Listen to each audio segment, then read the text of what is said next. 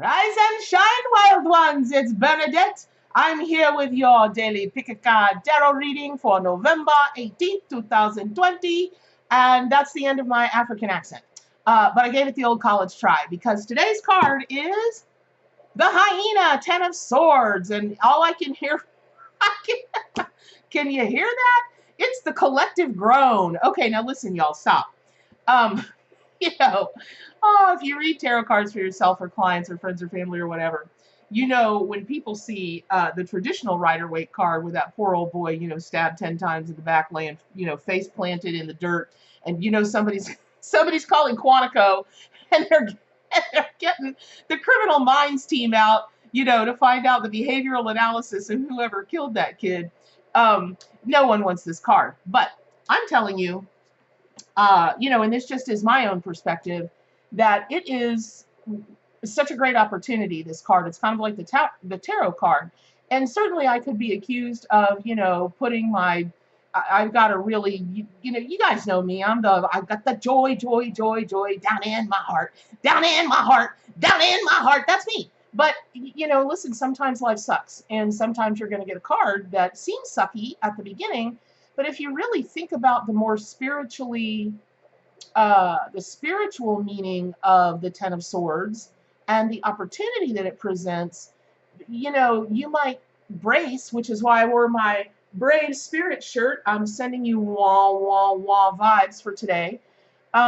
You might come to see this card very differently and be able to help yourself, clients, friends, family, navigate what is coming more gracefully, with more compassion for themselves and others, and just flow through that time without incurring the scars from all those swords. So it's interesting that this card comes today because, now remember, Wednesday, that's the bridge day. Bridge is the beginning of the week with the later part of the week, and in through the weekend, it's the solar plexus chakra, which is about creativity. It's the center point in our body that bridges all of our chakras together, kind of, unites them there in the middle. And then, of course, Mercury is the ruling planet of the day, and the god Mercury was the one who brought the divine messages from the heavens to us down here in the mortal world. Mortal, we're so mortal. Anyway, first let's take a look at the number of the card. The 10 of Swords is a 10. And when you start to think about numerology, 1 is the divine spark. It's the creator. Everything stems from the number 1. And then you add the 0 power to it. And now you've got creativity, the creator, to the 10th power, which of course plays right into the sacral chakra, which is the card of the day. Then, when you take a closer or deeper look with different eyes, you guys, with different eyes, to the 10 of Swords, that also just sees, when you take a look at the 10s, what they mean in the tarot, which is the Rider-Waite tarot, which, by the way, if you're just joining us for the first time, I read with my own award-winning Animal Tarot and Oracle deck, which is based on the Rider-Waite system. And in the book, the massive guidebook that I have with it does explain that 10s in tarot card meanings represent completing cycles, coming full circle, moving forward. And that certainly is perfect for, for this card. So let's take a look at the traditional meaning of the 10 of Swords. And there you have that fella. He's a hot mess, and rightly so. And, when you've got 10 swords stabbed in your back, you may not be able to see just how bright your future can be. But on this day of all days, this Wednesday, this day of a bridge, this day of divine messages, this day of completion of cycles, maybe you've just suffered a betrayal. Like, the Kabbalistic title of the 10 of Swords is the Lord of Ruin. That only tells half the story. When things come to completion, then it's up to you. Are you gonna move forward and just not be able to let go of things that aren't worth holding on to any longer? Are you allowing all of your focus of the betrayal, of being stabbed in the back? And listen, y'all, my favorite thing about this card is that people mistakenly think that the stabbing of the back is going to come from somebody else, but we can stab ourselves in the back easily. Oh my gosh, self-fulfilling prophecies that are awful, um, making choices that lead to others attacking us, and we're busy out there, we're pointing our fingers like, Yosemite Sam did his guns, and we're not even taking a look at, the things we did that, people might have had enough of your nonsense. And today may be a day for you to take some inventory and say, have I had enough of my nonsense? Have I stabbed myself in the back and I'm suffering the consequences? It happens. Listen, I don't know, about a month ago or so, I brought up that, I was going through, man, I was going through a tough time. I had been super betrayed. Y'all, I can't get this shirt to stay and it's making me nuts. Um, I I was betrayed by someone who's been a very long time friend, who I really truly thought of as a sister, and I was just in such shock. And then when I took some look at the inventory, I I know exactly what I did that played into that. And I won't make those mistakes again. You can bet I won't. But I don't need to hold on to that any longer. It doesn't serve me. And I feel for that person because that person is not taking any inventory and they're doing the Yosemite Sam thing. Still, it's unbelievable. They can't let it go. And so I I I grieve for the relationship lost, or what I thought was the relationship. But if that hadn't happened, it wouldn't have projected me to the level that I'm at now. And what's fascinating is this level has nothing, I mean, it has to do with me because it's flowing through me, right? But my gosh, the things that are going to be accomplished now and that are in the works now that might have been put off for a year or two or more because I was holding back in a lot of ways to serve that person's best interest, or because maybe the redirection or the redreaming of, the retooling of, whatever, after that situation, I might not have allowed those things in, or, I don't know. So this is not about me. What it's about is you and betrayal, because that's really what the Ten of Swords is all about. But again, be clear that it's not just about others betraying you. You very well could be betraying yourself. So, if you have the uh, want, then take some inventory of that. Now, when you take a look at the traditional Rider-Waite card and you look at that old boy's hand as he was bleeding out, and the behavioral analysis unit and that super hotcha is on his way to save the day. He's making the sign of the benediction. So he had enough oomph left in him to make the sign of the benediction, and that's a blessing. You may think you've been defeated, but you haven't been defeated unless you allow yourself defeated. Yes, I could still be curled up in the fetal position, which I never really was, but a slice is a slice, right? A stabbing is a stabbing, and this is 10 to the power, or 1 to the 10th power. But you've won the spiritual victory.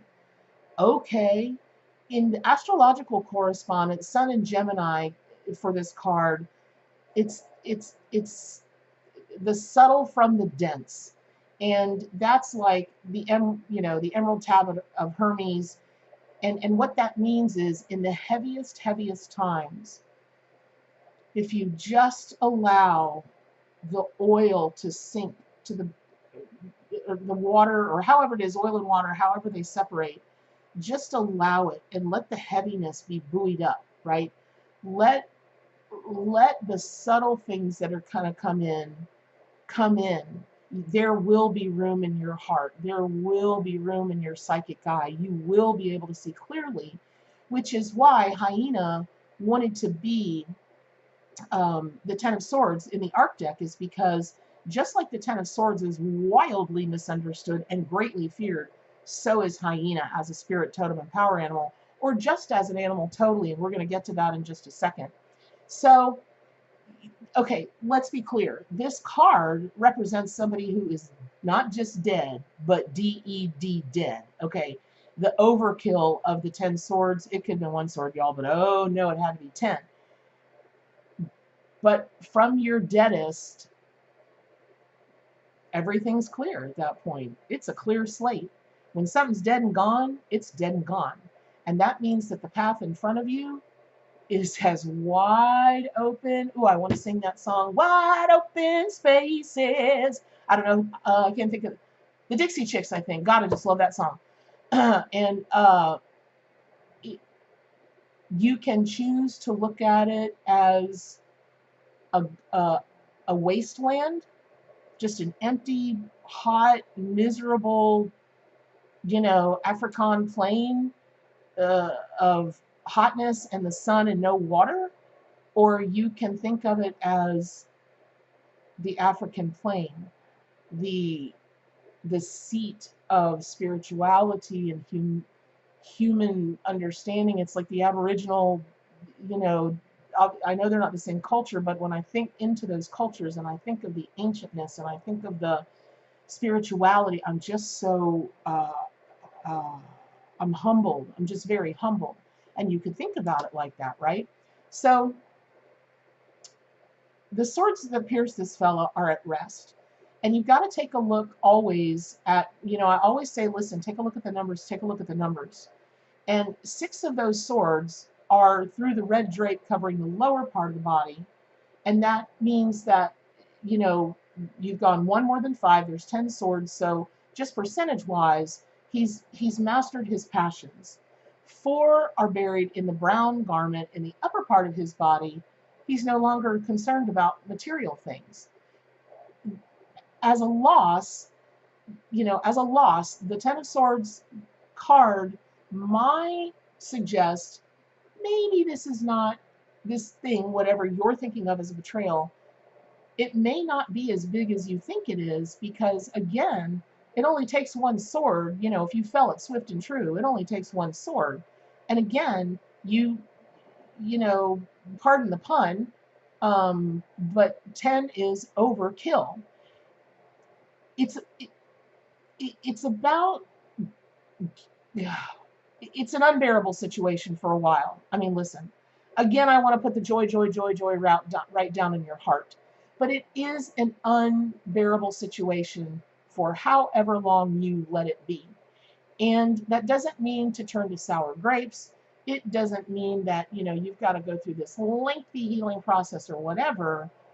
Perhaps you have a really solid way of working through things like this that work for you. And what works for one person is very different than what works for another person. And so while we have all the feels to contend with in this 3D reality that we live in, or non-reality, remember, this card really is about spiritual advancement. And y'all, that's harder than getting up to work out 3 days a week, because it takes, at first it takes a conscious effort. I love the Course in Miracles just because it set me free in a lot of different ways. Triple Scorpio, y'all. There isn't anyone out there that is watching or will watch that can tell me anything about anger or wanting to go to war with people. Triple Scorpio, man, I used to live for that stuff until I was like, oh my gosh, I understand. I've been doing what comes naturally, but no wonder this happened, this happened, this happened, this happened. I don't have that stuff anymore. It just doesn't. It's been a decade and a half, maybe 2. That stuff doesn't happen anymore. So I would say that this is an opportunity for you, again, to really move yourself forward, away from whatever feelings are no bueno, away from situations and people that are no good, and learn from that, and then honor yourself for getting through that. Now, how Hyena plays into all of this, first of all, oh my gosh, the lore and legend in the African culture, it is amazing. And quite frankly, not a lot of it very good for Not a lot of it terrible, terrible good for the hyena, but there are some that do connect the hyena spirit with immortality, the sun, certainly the fire element, which warms the lands. Some of the tribes see hyena as an ancestor that they can shapeshift if they need to. And there are a lot, the medicine people trust hyena for fertility charms and a protective amulet. Let me tell you why that is. So, kooky, and little known fact about hyenas is that the female has what looks to be a male phallus, but it's not. It's an elongated. Um, I'll just say it because it's true. It's an elongated clitoris, and it's called a pseudopenis, and it can be up to 7 inches long. Wait for it. I hear the laughter. Believe me, you are probably not gonna. You are not thinking of a joke that I haven't already thought of. But the reason that I bring that up is because again, that relates to fertility. So that after you're dead and you've been stabbed, that's the time to regrow, replant, get impregnated with whatever dream, feeling, relationship, job, business, whatever you want, and start multiplying. That's it. So, but hyenas are, my God, people, their skin crawls. Hyenas are really known for their laughter because their little faces, can they look ferocious? Holy cow, nothing can light up my neck like watching a hyena get angry or go into, they look manic. They look they just look possessed, and that's good for them. That's part of their defense system, but it really is very effective. But when they laugh, it's that weird creepy Joker laugh, man. Like, wait till they get a load of me, and it's creepy. But here's the thing: if something's coming for you, if something's coming at you, do you want to go no, or do you want to go wait till you get a load of me and see if you can't scare them off that way? So that laughter, I'll do a whole video about hyena laughter because it's, yes, part of it is the defense system, but there's so much more that goes into, they don't laugh for fun. The pitch and the note, it can give an indication of its age and of its social status.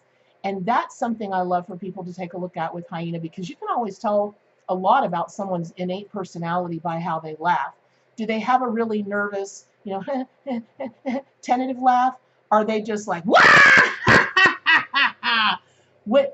That can tell you a lot about a person's confidence, where they're at. I love to study people's laughs, maybe because I was a comic for so long and, that was of great interest to me, but they can be accurate. So be clear that not everybody's laugh is telling you what you think it might be telling you. So I could go on and on and on and on about hyena. It's one of my favorite spirit totem and power animals. And the one thing I do want to say is this, and then I am going to wrap it up. Hyenas are actually smarter than chimps. Can you believe that? The size of an animal's frontal cortex is believed to be connected to its social intelligence. And hyenas have a frontal cortex the size that's on par with primates. And then I'm such a geek when it comes to all this stuff. So, but a study done by Duke University showed that a captive pair of hyenas performed better at problem solving and social cooperations than the chimps. I'd have to see the study. I'd have to see so many things. Where were the animals raised? How were they raised? Not that I don't believe that every animal is smart in their own way, as smart or smarter than humans. But this study, I don't know who dreamed it. I don't know how they got the funding for it, but it's Duke University. What do they have to gain by making this up, or, making it a silly study of human behavior? But even more amazing from this study, the hyenas were able to work socially, solving all the problems in complete silence using only nonverbal signals for communication. At first, that blew my mind. And then I remembered from, I'm always reading about psychology and you know, studies of human nature and personality and why people are the way they are and that kind of thing. But I remember reading so many things about how much of our communication as humans is nonverbal. And what amazes me is hyenas don't misunderstand their social groups' nonverbal cues. We do. We see them through filters that are some of the most greasy, hadn't been cleaned in 1,000 years filters, dirty, funky, that you ever saw. And so I always see hyena as an opportunity to wipe the grit and grime out of our eyes. Not just these eyes, but this eye, all of your eyes, all of your chakra eyes. Just wipe the dirt and the grime, because how you see things is how you see people. It's how you see yourself. Really, a lot of people will tell you how you see yourself is how you see everything else. Well, I don't know that that's true, but it could be. It's certainly a great reason for a lot of things. But I hope that was helpful to you. Just very quickly, if hyena comes to you as your spirit animal, oh my God, lighten up, people. You gotta laugh. Whatever kind of laugh, you gotta laugh. You gotta laugh. If hyena is your totem animal, who you really feel like you are, man, you're a truth seer and you're a truth teller. When hyena wants to talk, they're not telling anything but their truth, whatever that means, as scary as it might be. And I always see hyena as an opportunity to give you the strength to, and you can call on hyena as your power animal, like if you need help with fertility or protection, you might call on hyena as your power animal to protect you, but also, again, there are times when we have to be a little scary to the outside world, because we will not always encounter people who will play along when we're trying to be fair or take the high road. That's my favorite. When you know that you're taking the high road, and that's a whole nother video about, are you really taking the high road? What is your high road? How high is your high road? What does that really even mean? But if you think you are, or at least you're trying, and they're trying to pull you down, they want to, you know, like for instance, when people want to assign blame and they want to call names and they want to point fingers, my barometer for that is there's no interest in working out a solution that's right for both. That's how you know someone is a crappy, terrible, horrible, you know, communicator. And what do you do at that point? How much time of yours are you going to waste? Hyena doesn't waste any time. They move on. So I hope all that was helpful. I hope you now see hyena and the Ten of Swords in a different light. Nothing to be scared of. Stuff you just got to work through, but we all have to work through things, right, y'all? Yes. Okay, so pick up your copy of the Arc Animal Tarot and Oracle deck. Link to buy it is below. Subscribe to my YouTube channel. That link is below too. And as you move through the rest of your week and you bridge that gap today through, you know, the Thursday, Friday, Saturday, and Sunday, y'all, even if you've been betrayed and you're laying there dead, make the sign of the benediction, which I don't even know how to do that. Make the sign of the benediction and stay wild.